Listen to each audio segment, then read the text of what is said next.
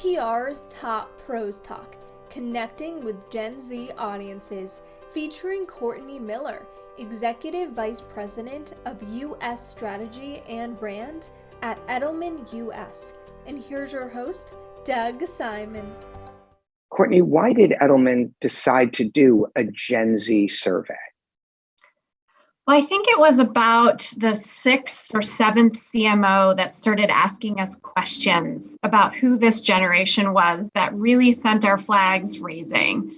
Many of our day-to-day marketing leads and CMOs were asking us questions that basically insinuated to us that this was an important generation, one that they needed to get to know, but we're swirling in a lot of misinformation, lack of understanding and information. This is such a large group of individuals. And it was clear that many CMOs and marketers recognized that this group of people could fuel growth for their brands and their companies, or quite frankly, limit it. So it became very important for them to really understand who they were. Right now, I tried to convince my team that I could pass for being a Gen Zer when conducting this, but I got outvoted by my entire company to one. So I thought at this point, I'd hand it over to one of our own Gen Zers, Lindsay Stanicky, who also produces the PR's Top Pros program as her day job. So Lindsay, go for it. Thank you so much, Doug. One of the key findings that I found was super interesting is that Gen Z values safety and security, not just in one area, but in all aspects of their lives. What are the implications of companies knowing that safety and security are truly important to Gen Z?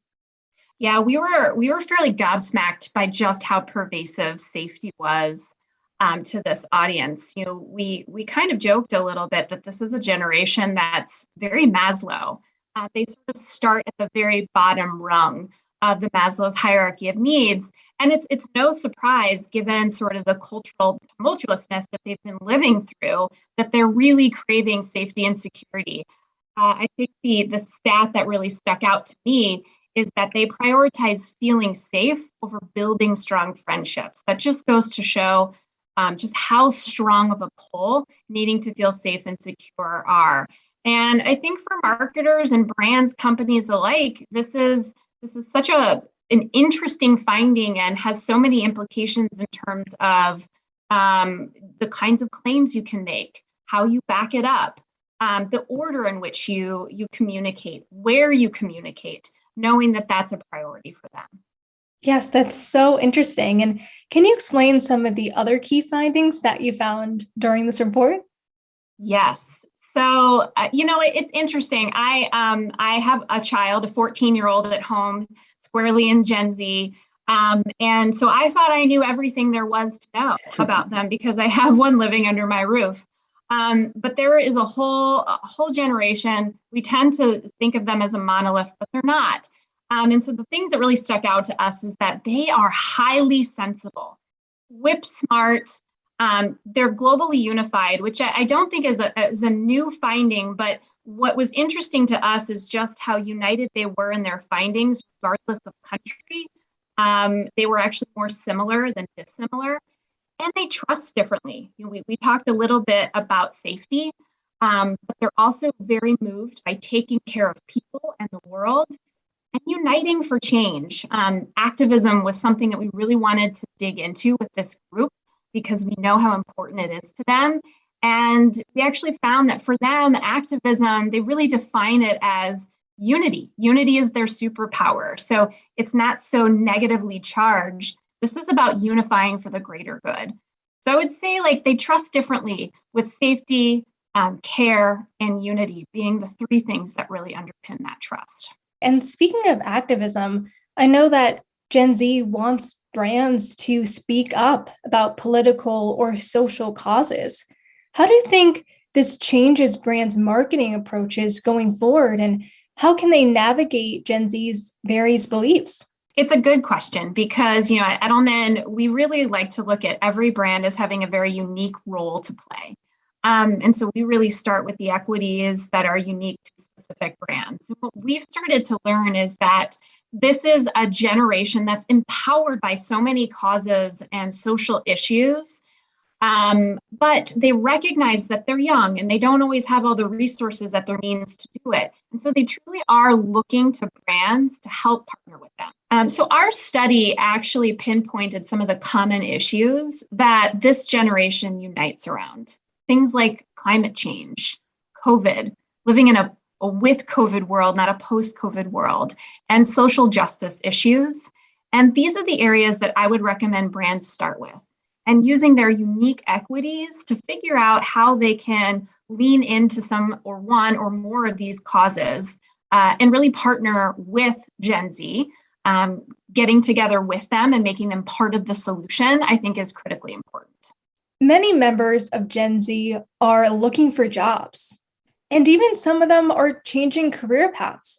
What can employers learn from this report about how to attract Gen Z talent? It's a great question, because when we started this, often it was through the lens of how do we market to them? How do we communicate with them in a way that's going to pull them in? But you're absolutely right to ask the question, because the oldest Gen Zs are entering the workforce now. And so companies, HR, various organizations need to figure out how they pull them in and make them part of their organization, their culture, and their fold.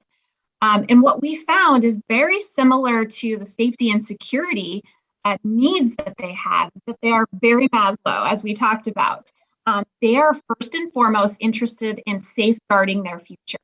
So the things that they want to know is this work personally fulfilling to me, but is it going to pay well? Is it going to help me take care of myself, my family in the future, pay my bills? And often what we see is that many companies will start with the opposite, the perks, the fun stuff, the work-life balance things that they think will appeal to Gen Z, when in fact, those basic safety, security needs are the ones that will attract them the most. Right, and that's so important. I'm going to pass it off to Doug, who has one final question. Great, and thanks, Lindsay. And, I think one of the advice pieces you'd probably have is, just like we did here, don't have non-Gen Z people trying to do everything about what's going to be good for Gen Z. You have to engage the Gen Z talent in the discussions when you're making a plan. But for communicators like myself who aren't Gen Z or can't pass for being Gen Z, no matter how hard they try, do you have advice for them on some of the best things they should be doing when they're advising brands, seeking talent, et cetera? You've touched on a number of these things, but we'd love to get your advice for the non-Gen Zers out there who want to communicate effectively. Yeah, I'm glad that you brought up making sure that you have Gen Z as a seat at the table. That was important to us. In fact, we had an entire advisory board of Gen Zers sitting with us, and we got invaluable advice from them. Oftentimes a reality check on how we were speaking, what we were saying. But I think along the lines of what we talked about, the three things that really underpin trust, safety, unity, and care. I would center advice on those three things. First and foremost, make them feel safe. This is why transparency is so key to this audience, and they like to discover things. So give them the breadcrumbs so that they can collect the information and discover for themselves. Show that you're taking care of people. It's important that businesses, brands, companies do more than just sell products. I think a lot have been talking about the need for purpose, but decide the cause. How do you want to take care of people? And invite Gen Z to be part of that story with you. And then lastly, unite for change. Understand that activism doesn't have to be a loaded word. It doesn't have to be negative. This is a generation that's more about we than me. And so figuring out how you can unite, certainly in this climate where there's more dividing happening, uniting for change and being a brand that stands for that in whatever capacity that might be a best fit for your brand and your company, do so. Great. Well, I think you've given our viewers a 3-course meal, not just crumbs, to figure things out. Courtney, thank you for participating. Great stuff. Thank you. Thank you for having me.